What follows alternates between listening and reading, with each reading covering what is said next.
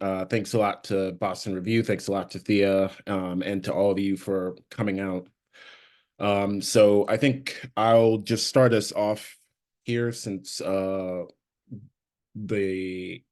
essay that I wrote kind of started off the conversation.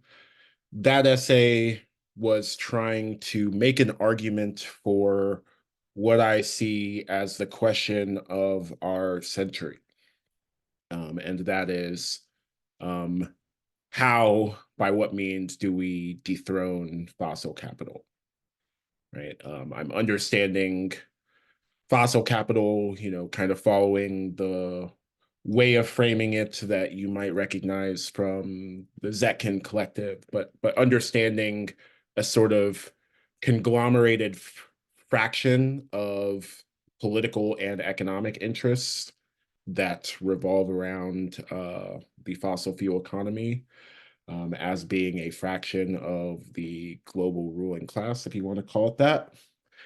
And I think the defeat of that fraction, that political sort of loose network, is the question of our century, in the way that perhaps defeating the formal empires was the question of the previous century, and in the way that the question of what to do about the state system in a more direct sense was in the century before that.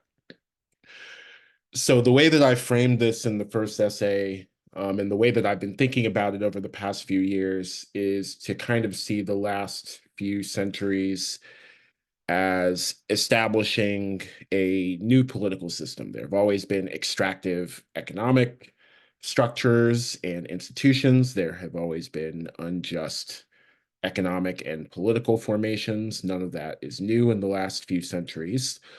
What is new is the scale of political and economic networks that confront us, right? There were very large trade networks for centuries, even millennia, but having a planet-sized one, having the human population centers of all of the populated continents interacting in a congealed network of economic interactions is actually fairly new. Economic historians link it to the end of the 16th century as the Spanish Empire's expansion of its colonial holdings started to complete the links, and created a planet-sized economic system. And on top of that planet-sized economic system came the further developments that we all know about: the Industrial Revolution, the creation of the state system, countries in operating with some degree of sovereignty over territorial borders, and the associated political technologies that revolve around that. So all that stuff is new. So if you were a revolutionary in the wars of Spanish American independence, or if you were a revolutionary in the Haitian Revolution, for instance, one of the questions in front of you from a practical perspective was not the obvious question that we might think of it with 21st century eyes of, do we start a state or something, but just, how do we interface with this growing network, with this growing community that's being largely run and administered by a handful of colonial empires, many of which, but not all of which, were based in Western and Northern Europe, right? There were some people that argued for some kind of delinking, or at least an attempt to operate outside of that system. There were some people that wanted to create a state that would join that community of states, that had been set by France and England and the Netherlands and Spain and Portugal, and try to run an economy that could match theirs and try to create a military that could match theirs. And that was a very contentious set of debates that happened in the 18th and mostly 19th centuries. As the 19th century sped on, as the Industrial Revolution got further off and running, the states, especially the industrialized ones, did more and more organizing of the world. And another version of that kind of divide arose in the divide between various factions within the First Communist International. So there were people that wanted to form a worker state and exert geopolitical power and influence that way. There were people that wanted to withdraw from the whole thing and exert political power and influence that way. So Emanuel Wallerstein is responding to all of that when he describes what happened in the 20th century, the century after that, as the formerly colonized parts of the world tried to shake off their imperial overlords. And they had this same set of questions. Should we form states? Should we simply remove the imperial overlords and manage politics in some other way? All of those questions in the previous century revolved around the state. Should we, excuse me, should we form a state and exert power that way? Or should we pursue some other kind of strategy?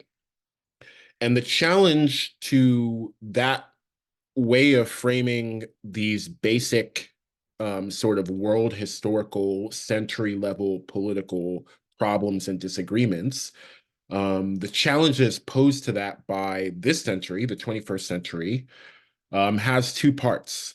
The first part is the climate crisis. There is a planetary scale environmental ecological crisis, which includes the climate, includes the biodiversity crisis. There's a water crisis on top of it, but there are all these ecological chickens coming home to roost that are challenging in meaningful ways the sense of normal politically and economically that has been built over the last few centuries.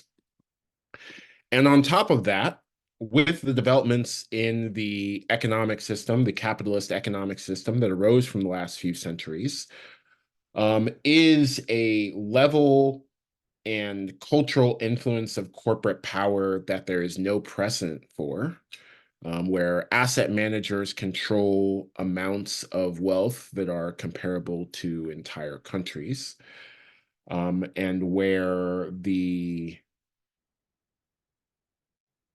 ruling apparatus of those entire countries is not for the first time, but I think certainly increasingly responsive to shareholders in a fairly direct way. And excuse me, and that may point us to the development of a system that doesn't run around states at all, but rather is more meaningfully responsive to corporations, be they private or public, to asset managers, to large fractions of capital. So that's where we are.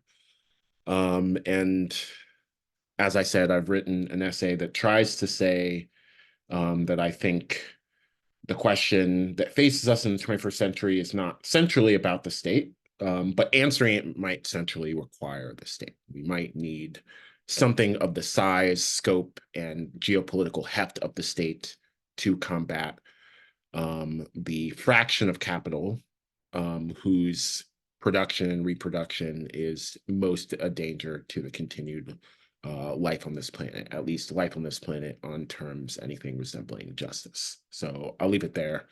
Thea, I'm looking forward to what you have to say.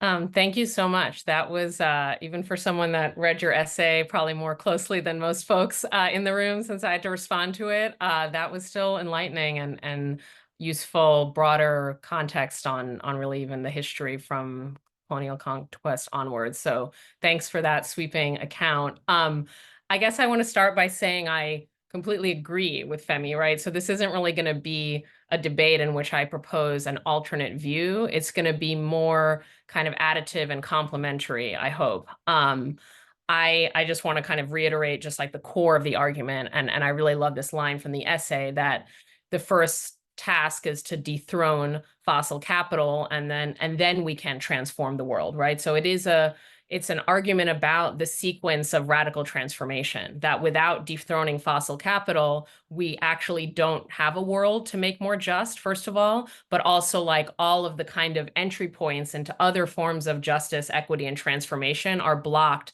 by the economic and political domination of fossil capital, right? So it's a multifaceted argument, but it's also a sequential one in that sense. And so what I do in my response, and what I'd like to kind of dig into here, is that I kind of take a step back and a step forward in a way, thinking about those two steps, right? So what I mean by that is, my first kind of question for Femi, and one that I explore in my response, is what is the condition of possibility of dethroning fossil capital? Like, how do we arrive at the array of social and political forces such that the left is not only taking control of the state apparatus, but also deploying that state apparatus to draw down one of the most powerful, if not the most powerful, industries in the world, right? So like, what are those social conditions of possibility? I think there's a lot to be learned, from that broader history of anti-imperial movements that Femi points to.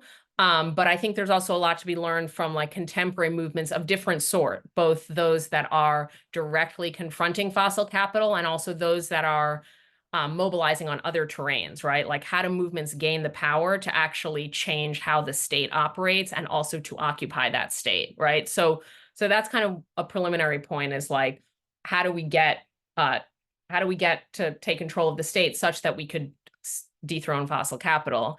But another is more about maybe pushing back a little bit on the idea of that sequence as I laid it out, that first we dethrone fossil capital, then we transform the world. And maybe what I would suggest is that it's a more iterative process than that, meaning that, let's say you get the social forces together to whether by election or revolution or something in between, occupy the state. Let's say, this wonderful left government that we have is committed to dethroning fossil capital. How are we going to make sure that that happens, right? Some of this is about, a typical understanding of like democratic accountability. Like, once a government's in power, all sorts of things can happen, valid and not, right? That deviate them from their stated goals. So some of it is just about that classic role of movements of holding power to account. But it can get even more complex than that. Like, I think that the sort of broader history of left-wing governments in recent decades, like in Latin America, which is something we might talk about a little later, is that some of those governments very actively relied on popular mobilization, right? If we think about Chavez in Venezuela or Morales in Bolivia, I'll just take those two examples. Like, those governments would not have been able to withstand the sort of backlash from elites if they didn't have people in the streets that were simultaneously holding them accountable, but also defending them in a very complex kind of dual movement. So, maybe just to kind of break open this black box of like the kind of order of operations. And then a third reason that we need ongoing popular mobilization, even after we've sort of taken state control, is this phrase I love from another author called "snipers in the kitchen." I take that from an essay in New Left Review, where we're looking at the state as a variegated terrain, meaning the state is not a monolith. Maybe you get to government in the legislature, maybe you capture the presidency, right? But is the finance ministry on your side? Is the minister of defense on your side, right? And this gets more complex sometimes in parliamentary contexts where you have coalitional cabinets, right? And there might be literally, folks from different parties in different parts of the state. But I mean, I'll go back to Latin America, though we can deepen this a little later. There have been really clear cases where there was a left-wing government committed to a variety of goals, maybe not dethroning fossil capital always, but other very important goals. But they were hemmed in by these other ministers or by parts of the state that were more reactionary for various reasons, right? And so, what I like to think about again is like how the process of taking state power and the process of popular organizing in a context of very dominant sectors like fossil capital are like intertwined processes kind of necessarily. I'll just kind of flag just a couple other brief points here before we go back to maybe like a back and forth between Femi and I. One is to think about concrete recent examples where there has been forward movement in, let's say, dethroning fossil capital, or at the very least, like enabling more of the types of energy that we do need, renewable energy that could hopefully displace fossil energy and thereby kind of weaken the power of fossil capital. And I'm thinking about what unfolded last year in New York with winning the Build Public Renewables Act, which I think is just an example that I turn to again and again, not only because I just have deep regard and just so much kind of admiration for the activists that pulled that off, and it was a multi-year struggle, but also because I think it's really illustrative of the unique configuration of social and political forces, but also tactical tools that are necessary to, in that case, again, not dethrone fossil capital, but like enable like publicly led renewable development as a sort of countervailing force to fossil capital, as well as of course, like necessary to address the climate crisis. And there's lots of great reading that folks can do in these times, and Jacobin and the New Republic on like just like what that campaign looked like on the ground. As I said, it was a multi-year campaign, but it very much involved getting socialists elected, right? So that's like the key piece about seizing the state, right? But through electoral, not revolutionary means in this case, right? But getting socialists elected to both the city and state level, honestly, though the state level was more important since this was a piece of New York statewide legislation. It also involved, like once you have those people in office, that's not enough. You have to help like organize your own electeds, which New York City DSA and its allies have been really good at. You also need to do like legislative pressure, like your 6 or 7 or however many like socialist electeds at the state level are not enough to pass a bill. You need to get centrists or liberals or whatever we want to call them, people elsewhere in the Democratic Party to vote for things, right? So there's like legislative pressure, but then there was also protest, including against specific kind of instantiations of fossil capital, like power plants that were being planned. There was mutual aid stuff around blackouts, right? So it was a very multifaceted campaign, and it took years to work, right? Which I think just gives us a sense of like what it takes to, in this case, again, just like expand public investment in renewables, let alone like something that I think would actually be more difficult, which is something like divesting from fossil fuels at the New York State level, let's say. And then, my last thing that I want to bring up for now is that when I think about, when I kind of look around the US and in recent years, and I think about what are the movements that have reached the intensity, the militancy, and the kind of tactical savvy that we're talking about when we think about a movement that could dethrone fossil capital, or a movement that could lead to a government doing that, right? That could pressure a government to do that, or could elect or otherwise install a government committed to doing that. And, I think the two most amazing examples in the past few years that we have of wide-scale mobilization around a unified cause have been the George Floyd uprising of 2020, and then the ongoing Palestine solidarity movement. And we could get into the weeds of like, have these movements like push governments to make reforms. I would argue that both of them have, and there's a lot of interesting, stuff we could talk about there. Neither of them, led to abolishing the police or led to like the US like stopping supporting genocide. So I'm not trying to say either has achieved their goals, but they achieved some goals. And I think just the scale and intensity of mobilization is noteworthy. And so my sort of question is like, if we see that that's what's necessary to kind of move the Overton window, to move public policies in a certain direction, why don't we get that level of sustained mobilization in terms of the climate crisis, or specifically confronting fossil capital? I don't want to downplay Standing Rock or the Keystone, the movement against the Keystone Pipeline. We've seen amazing, brave movements against pipelines in the US and in North America as a whole and around the world.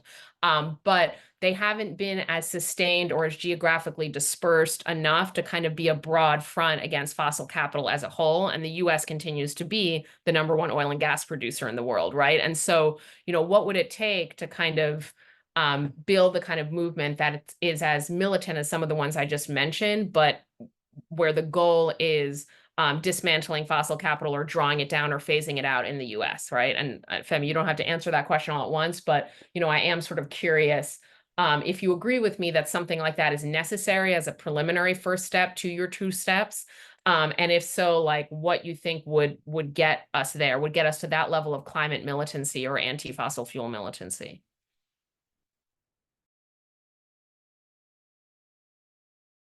Oh, and you're muted. Thank you. No matter how long it's been since the pandemic, it's always going to happen at least once. Thank you. Um, so I broadly agree with the kind of challenge you're posing, right? I think putting it as two steps is a bit clean, right? Overly clean. And any version of dethroning fossil capital that involves using the levers of the state, I think all the plausible scenarios to getting there run the way that you're describing, right? There has to be some kind of popular mobilization that explains why, ExxonMobil just doesn't buy off, enough of the politician or something like that. So I do agree that, even a story that involves the levers of the state shouldn't be taken to imply that like what we need is a technocratic top-down kind of story where plucky technocrats kind of figure this out. I think, the model that you're pushing where uh, popular mobilization of some kind forces the people who occupy the state maybe to switch places with better people or to do actions they wouldn't otherwise do, or more likely some combination of both of those things. I think that's the likeliest way forward. And I think the examples that you bring up of popular mobilization in recent years are ones that we should be thinking about and assessing. And I think, it's in some ways maybe too early to definitively say the George Floyd protests had this or that effect or didn't have this or that effect. But I do think we can say that they're different in character in terms of the way that people participated in those protests and the way that people's other political organizations and affiliations were not mobilized in that protest. They're different from, for example, what we saw in Tunisia in 2011, right? Um, and when you not only had large scale, you know, angry, energetic, popular mobilization, but you had, for example, in the Tunisian case, the essentially the cosign of the trade union federation. I think the scope of what popular mobilization in terms of energy in the streets could lead to went to a different place. And I don't want to oversimplify, the fact that Tunisia was just one of many countries that's having a conflagration at the same time certainly added to it. I don't mean to say that this one weird trick is going to, change everything, but they had noticeably different results, right? The president was removed from power. I think, whatever results we have seen from the George Floyd protests are not to that level, right? There weren't any heads of state removed as a result of that protest. And so I think the thing we should be wanting to see from future climate activism in this country and many others would be the active organizational involvement, not just of rank and file of people who are involved in unions, but I think at the organizational level, a push from that kind of organization. And workers' unions are, kind of the classic example because they have a classic, undeniable, unmistakable form of leverage, right? They have something that they can withdraw the labor of the workers who collectively make up the union if they don't get their way. And so when they ask for something, it is a demand not just in the sense that it's something they really want and really believe in, but it's a demand in the kind of classic political game theoretic sense of demand. And I think that is the kind of organization that we want to involve, that a lot of people are working on and thinking about how to get more of in the climate space. But that's what it's going to take. And whether it's going to be workers' unions, whether it's going to be tenants' unions demanding changes to the housing stock, whether it's going to be, um, uh, construction workers, or whether it's going to be teachers doing bargaining for the common good demands, I think that is something to be found out in the course of struggle. But I think that's the flavor of popular mobilization that we're going to need to move towards and move thoughtfully towards. So I think that question of yours leads to a question of mine that I had for you, which is we're there's one set of conversations to have around at the grassroots level who should be involved in trying to affect and maybe alter the levers of the state and the composition of the state. But I think it is very easy and reflexive in these conversations to imagine a particular kind of state, right? And to imagine the particular kind of stakes to that struggle that come with imagining a particular kind of state, right? If we ran the US government, and if that were meaningfully green and climate justice oriented, what would that look like? Or EU states, or maybe even the larger states, China, maybe Brazil. But I would like to ask you how you think all this plays out in the global South more broadly than just those specific larger states, particularly low-income countries that are dependent on oil exports. Yeah, that is I mean, like half of me wants to say things in response to your earlier comments, but maybe we can circle back to that. But that was a really interesting response to my questions as well. But on this front, yeah, I mean, I've spent a lot of time thinking about it and observing and learning from uh, both anti-extractive resistance in Latin America, and I'm using that term broadly for now, even though our conversation is more about fossil fuels. But of course, anti-extractive resistance takes various forms or targets various sectors. But anyway, so I've thought a lot about that, and I've also thought a lot about kind of left governments in Latin America, both the ones that have actually existed, and also, again, kind of to our earlier point, like the conditions of possibility for left government in general. And I think that, there's both like cautionary tales and hope that issue from focusing on economies that are so kind of firmly in the periphery of the world system, right? And like I think the kind of paradox or almost contradiction or counterintuitive kind of first statement to make is that it's precisely in some of the places that are the most constrained in their fiscal space, the most dependent on the export of, let's say, oil, in this case, where you also see some of the most militant movements battling those sectors, right? And that's not a weird coincidence. It's because, and this maybe goes all the way back to some of Femi's earlier points on the long history of anti-colonial struggle. It's in part because it's precisely in those places that people have thought very damn hard about extractive capital, right? And like how much it constrains progressive, let alone more transformative possibilities, right? So it's not an accident that you have some of the most predatory and voracious forms of extractive capital in the same places where you also have some of the most militant struggles against it, right? But that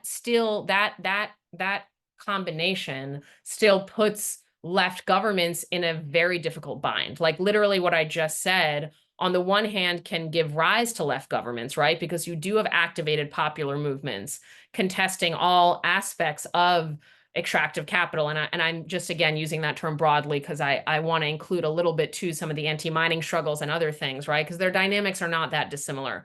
And even anti-oil struggles in some of these contexts may be more motivated by some of the localized impacts than they are always by like a broad sense about climate change, right? So some of the like specifics are quite similar. You're contesting extractive capital because it dispossesses you, because it makes, your rivers toxic, because workers are super exploited, right? Whatever it is, right? And so, in those contexts, you've had these long struggles with various goals and under various banners, but firmly on the left, contesting extractive capital and also the way it politically dominates.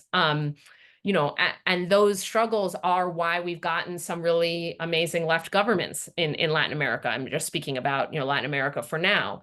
At the same time, as soon as those governments get to power, and so this goes back to the sequencing or the necessity for parallel movement and government, as soon as those governments get to power, like they depend on a fiscal apparatus, like 30, 40, 50, 60% might come from a predominant extractive industry, right? So what is to be done in that situation?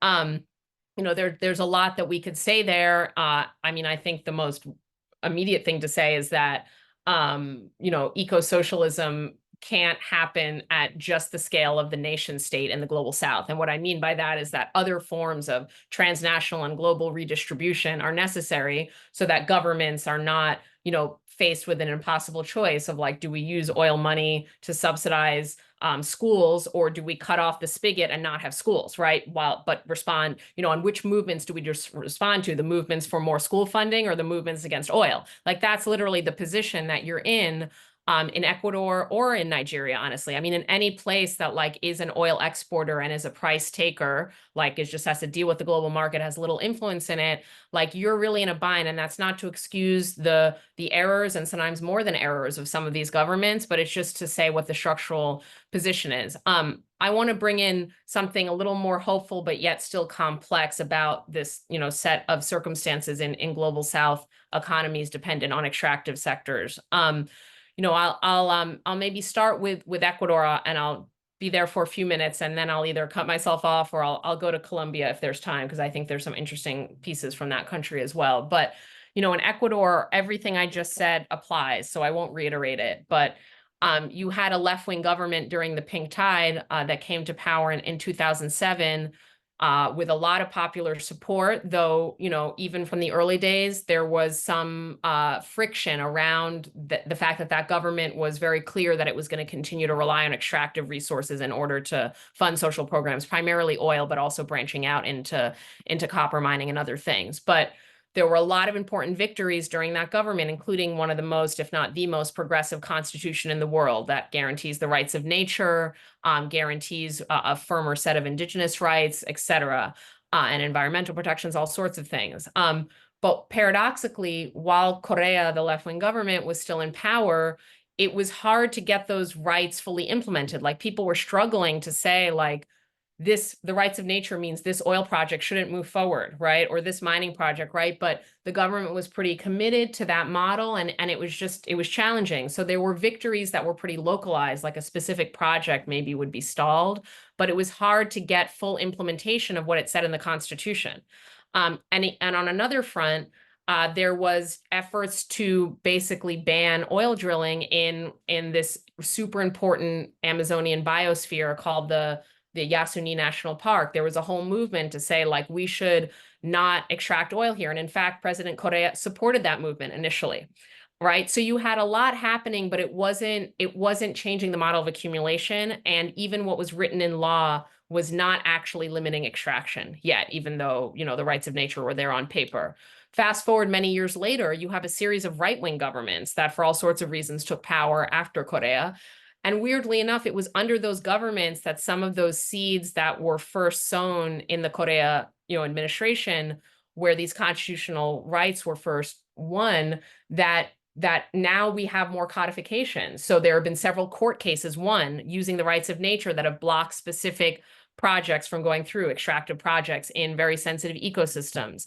And finally, after a decade and a half of struggle, there has been a referendum that says no more oil extraction in the Yasuni, which was, again, a movement that started initially with the support of the Correa government under Correa, then entered into conflict with the Correa government once he decided not to support it anymore, but only finally got its goal of a popular referendum under a right-wing government many years later. Now, can we trust a right-wing government to implement that, though, because it's not just like no oil extraction, it's dismantling oil extraction. There already is oil extraction, right? And the current right-wing government, which is not the government it was won under, that was the prior right-wing government, the current right-wing government is already saying, maybe we're going to walk that referendum back, right? So hence you need the popular struggle again, right? So It's complicated, but I do think that Latin America is a place to look. And I know I'm biased on this front, so I just want to admit that it's a region I'm close to my heart, family from there, a place I've studied a lot. So I know that like I'm very attuned to that region. But I do think if we want to understand what's that relationship between popular struggle, legal codification, election of democratic socialist governments, rinse and repeat, battling the right the whole time, like that's a region that I think bears a lot of lessons on those fronts. I think so too, but I want to be mindful of the sort of elephant in the room, right? So I think there are a lot of, obviously the essay mentions explicitly um the anarchists and the anarchist split in the First International. The essay mentions some of the kind of anti-state movements that have proliferated and the general, I would say, anti-state sensibility, kind of irrespective of these large, centuries-long streams of ideological thought, just a general skepticism that the state, one, is an institution where these fights can be won, though I suppose no one would contest that they can be lost in there, right? But I think um yeah, I think people are skeptical that fights for climate justice, fights to phase out fossil fuels can be won in or with the machinery of the state.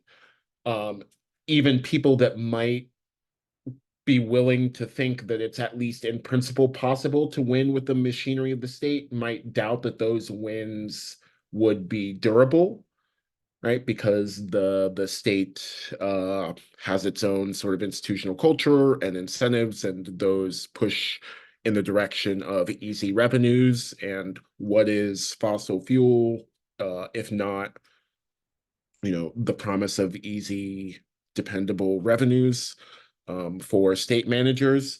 And I think those sorts of people who have that skepticism, I think I just want to give voice to what I imagine they might think, looking at your gloss over the case in Ecuador, right?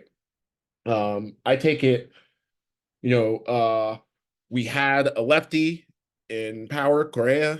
Uh couldn't trust him. He reneged on his earlier support. Um, we couldn't even trust in having a left wing in power because Korea is out of power. You have a right wing government. And even if you trust them to count the votes in the referendum, which I suppose they did, right? Can we trust them to do the implementation side, right? And so whenever you walk a state strategy on a suitable time scale, the kind of time scales that are going to matter for climate change, years, decades, you run directly into, you know, these various aspects of state politics that make it unwieldy, right? The lack of stability, ideological stability in the people that inhabit the state, the lack of trustworthiness of whatever the ideology is of the people who are currently in the state, right? We could run it a few different ways, right? So, I think the state skeptic would say, what is the lesson from Ecuador? Maybe the lesson from Ecuador is you can't actually run this through the state. Maybe we just have to blow up pipelines, right? So I'm just trying to like shoehorn Andreas Malm in here, shoehorn the anarchists in here. What do you think?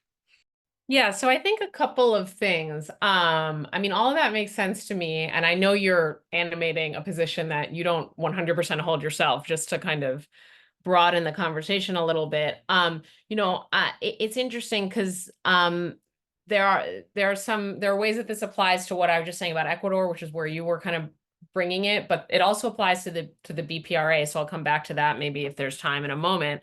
With with Ecuador, absolutely. I mean, some of the most militant anti-extractive activists have been pretty skeptical of the state, whether the government was left or right, and they have very much used direct action and local forms of organizing and base building because of their skepticism of whoever was in power, even if that person professed, like left commitments. But at the same time, they have very much relied on what I would call like tools of state power. And that contradiction is, I mean, I don't know that it's a contradiction. That tension just inheres in this type of organizing. So what I mean is like, yes, they were putting their bodies on the line, so to speak, using forms of direct action, sabotage, and popular organizing, but they were also, in some cases, parts of lawsuits that use the rights of nature from the Constitution. So they were appealing to the courts at various levels, local, national courts, but even like the Inter-American Courts for Human Rights. So those are venues that are state institutions or supra-state institutions. In addition, like the referendum itself, like those movements really wanted to put the question to the Ecuadorian public: do you think we should extract from the lungs of the earth, because that's what the Amazon is, right? Do you think we should extract oil, which is bad enough, but also doing it in a place that is so necessary as a carbon sink and a biodiversity hotspot? And so they didn't want to just win their campaign by like sabotaging oil extraction. I mean, that would have been very risky too, but regardless, by sabotaging oil extraction, they actually wanted a democratic mandate, right? So to get the democratic mandate with the tools that we have, they turn to a referendum, which is a state-sponsored means of popular participation, right? And so even in the parts of the movement that are very skeptical of state power, there's this really interesting interweaving of non-state forms of action, like sort of, outside the state, but also kind of strategically deploying legal tools and policy tools and participatory tools to the end of really creating the type of broad-based movement that you were saying kind of in the anti-imperial moment is like necessary, or in the case of Tunisia, right, is necessary, right? So they didn't just, I think that like the pitfall sometimes of anti-extractive organizing is it gets very localized, like meaning you fight against the one project, the one mine, the pipeline, which is super important. We need to fight against a lot of them, or all of them in the case of oil.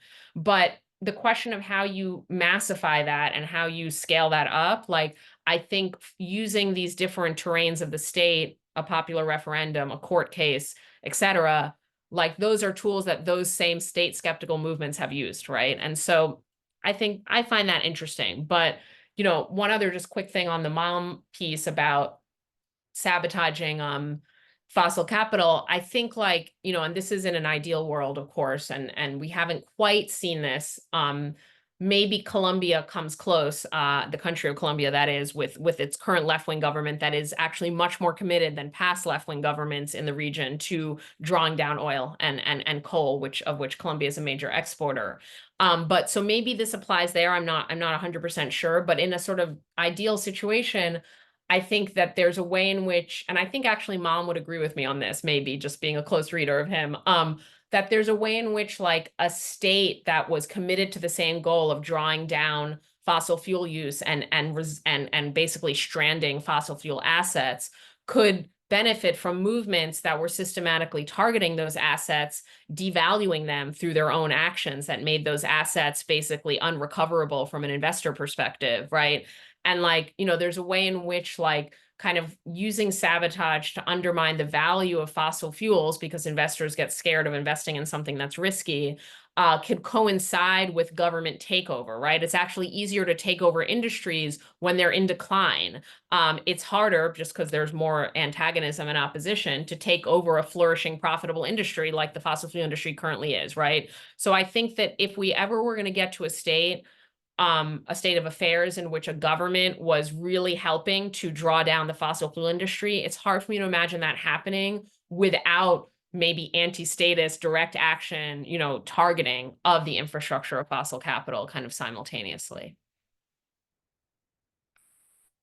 That's interesting. And I think it links to one of the questions that we've gotten in the chat. So I'm gonna bring it in, and I'll read it, and we can kind of both respond to it. But this is a question slash observation from Tom.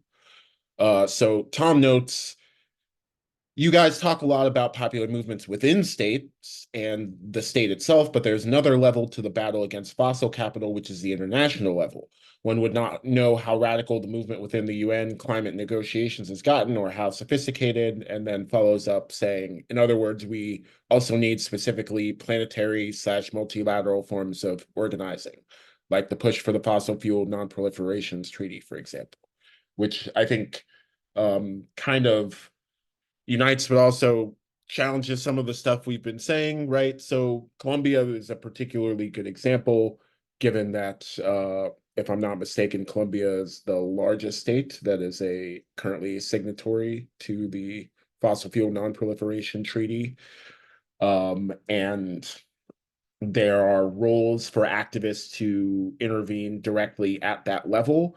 And one of the ways that activists might even target the state might be to target, say, the state's climate negotiators, right? There may be some stability across right and left regimes of that particular fraction of the state, just going back to what you were saying before, right? The state isn't some one undifferentiated blob. It has these different parts and tendrils and agencies, and maybe that is an opportunity. So maybe we can both kind of respond to Tom. I already have a little, but I'll just add a bit. I think the question that I have is, how many opportunities are there really for grassroots activists to really push the needle at the international level? And that's a real question. Yeah, there's a lot to kind of unpack there, and really good question, Tom, and I liked your thoughts on it, Femi. I'm gonna expand a little on the Colombia case and maybe touch on the last piece that you just mentioned at the end. So Colombia, yes, is their president Gustavo Petro has been a big advocate of like an anti-fossil fuel coalition, basically, like wanting to have a coalition composed of governments, national governments, committed to not extracting fossil fuels anymore, right? And it's a brave stance for a government where, again, like oil and coal, if I'm not mistaken, are their top two exports. They're not a big player, they're not Saudi Arabia, and like it's not Venezuela levels of fiscal dependency, but like those are key exports. And even taking the stance to say like we're not gonna do this anymore, join our hands, like other governments of the region, other governments of the world, like join this struggle against fossil fuels with us. Was really inspiring to me. And it's not just the treaty, as important as that is, and the kind of supranational coalition he's trying to help keep together, but also on the domestic level, my understanding is that there hasn't been a single new lease for oil or coal extraction since Petro was elected. Now, we can immediately say, what about all the existing oil and coal extraction and also some of the really harmful gold mining and other things, right? And that's that distinction that I was referring to earlier between like, existing investments in fossil fuels. That's like the hardest, that's like the frontier. That it's the hardest thing, I think, is to dismantle investments that already exist. But it's not nothing to not expand extractive sectors, because for a variety of reasons, extractive sectors, especially in peripheral states, have an expansionary dynamic built into them, especially under conditions of indebtedness and lack of real economic power on the global stage, right? And so even just the fact that no new licenses have been issued is important. And my understanding is that a few months ago, there's now there's now legislation to codify that legislatively, because that's just been the practice of the government. But it's another thing to actually pass a law saying no new coal licenses, right? And that's what the government is proposing. So that is really promising. On the other hand, and I won't get too into the like kind of like weeds of like Colombian government, but there have been disputes within his own government, right? Like that pit the finance minister, who's more committed to like continuing the extraction for finance reasons, against the minister of I think mining, who actually has been making these bold statements about no new licenses, right? So there's like, that case contains a lot of what we're talking about today. And there was one other thing I wanted to say that came up at the end of your comment that now just went away from my brain. But But yeah, no, I think that like where we can organize supranationally, and kind of like this from Tom's question. I I am less of an expert in like transnationally coordinated anti-oil or anti-fossil fuel activism, but I will say that in mining, there's a lot of that. There is a lot of networked activism, and the networks are quite effective that link different communities that might be really peripheral, marginal communities just in terms of like power relations within their own countries, but they're linked together in these transnational networks like Yes to Life, No to Mining. There's many others, right? That actually help, with connecting them, empowering them, training them, all sorts of things, right? So there is a transnational movement, I would say, especially in the Americas, but also increasingly elsewhere in the world too, to combat at least, harmful mining projects. I don't know, because I'm not an expert, whether that exists with fossil fuels in the same way, but I agree with Femi's point that the actual arenas of international decision making, like the COPs, et cetera, are really not auspicious for organizing. And whether we tackle that as a problem or whether we just say we're not organizing in those contexts, they're hyper securitized, hyper elite, hyper closed door, hyper controlled by fossil capital, unfortunately, right? And so, are those the places we should be organizing, or should it be more linkages, across domestic sites rather than like trying to, take over the international climate negotiations? I can't say, but I think those are different ways to think about what it means to organize across borders. I think maybe that last bit that you were getting at kind of bridges Tom's question with another question in the chat that was asked by an anonymous attendee. But Tom's point is that there are opportunities for multilateral negotiation at the international level. Even if it's unclear how grassroots agents might get a direct foothold in that, if you could prevail upon, say, your state to do something internationally, say you were a Colombian activist who was in favor of the turn towards Colombia to kind of unite other states as states on the international level in the direction of fossil fuel phase out, would that be something that we should be looking at? And so the anonymous attendee points out the US is one of only a few huge nation states in terms of size relative to other nation states. How does this figure into your analysis? Is there an urgency or difference to the fight over the state in this country, the United States, as opposed to smaller countries or less wealthy countries or less geopolitically hefty countries, whatever, however we want to think about that. And I'll just say something quickly. I think I think this is a fact that pulls in both directions, right? So everything that makes a state large and dependably influential and wealthy also, for those very reasons, presents barriers to grassroots politics to influence the direction of domestic politics writ large, right? That's not at all to say that it's impossible.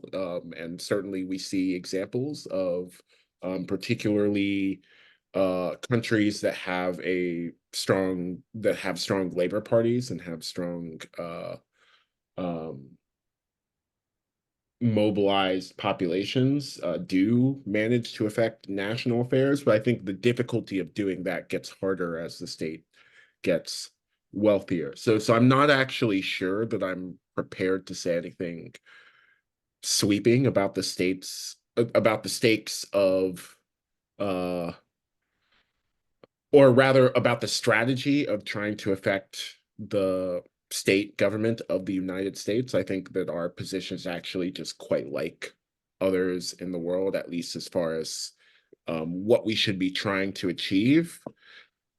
But I don't know. I'm not married to that view. What do you think, Thea? Yeah, I mean, I agree with everything you just said. I mean, I think that obviously we've had amazing examples of radical and transformative movements in the US, including several that have already been mentioned, right? But I do think that the barriers to entry in terms of really taking the reins of state power in not only like the imperial center. I mean, and we could debate, is the US, is the US still a global hegemon, right? And I agree that there's like great power conflict, and there's a maybe more multi a world like that's more multipolar. But I think that if we just use the kind of metrics of currency power and military power, I think that the US still has like a hegemonic position in the world order in many ways, as much as that's being frayed and contested by the ascent of China, by Europe, by other actors on the world stage. But we're in the belly of some kind of beast, right? As dying as that beast might be, it's still that. On top of that, we're again, like, just because it can't be emphasized enough, because it's easy to forget, it's easy to think oil is like a Saudi issue or a Venezuela issue, like oil is an us issue, right? Because like we are the biggest oil and gas producer, and we are also the ones supplying that LNG gas that's like making up for sanctions on Russia. Like we're filling these critical roles of the global energy economy, which is only like redounding to like making fossil capital and the US government like even more intertwined. Like if we've had various climate openings over the past few years, and I don't want to discount them, especially just the issue of climate and energy transition becoming as central as they have to politics, we also are very much doubling down on fossil fuels and like the idea that, gas is like a bridge fuel and an all of the above strategy. And that all links to the US's geopolitical position in the world in terms of how our energy resources give us additional power in addition to our currency and military power, right? So that's a lot for movements to take on, because it's not because like it's too big and complicated, which is not what Femi's saying. It's because the powerful actors that benefit from the status quo are the most powerful actors in the world. And so that's who we have to take on. And we got to do it not for ourselves and for the world. I mean, like there's no other way than forward to kind of confront those powers, because a lot of the rest of the world like hinges on that, unfortunately. But also like we need to decarbonize our own society and bring justice to our own society as well, right? So that's not an excuse for not acting, but it's an explanation as to why we don't sometimes get the forms of rapid transformation that we see sometimes in global South or even sometimes in other European contexts as well. The only way out is forward.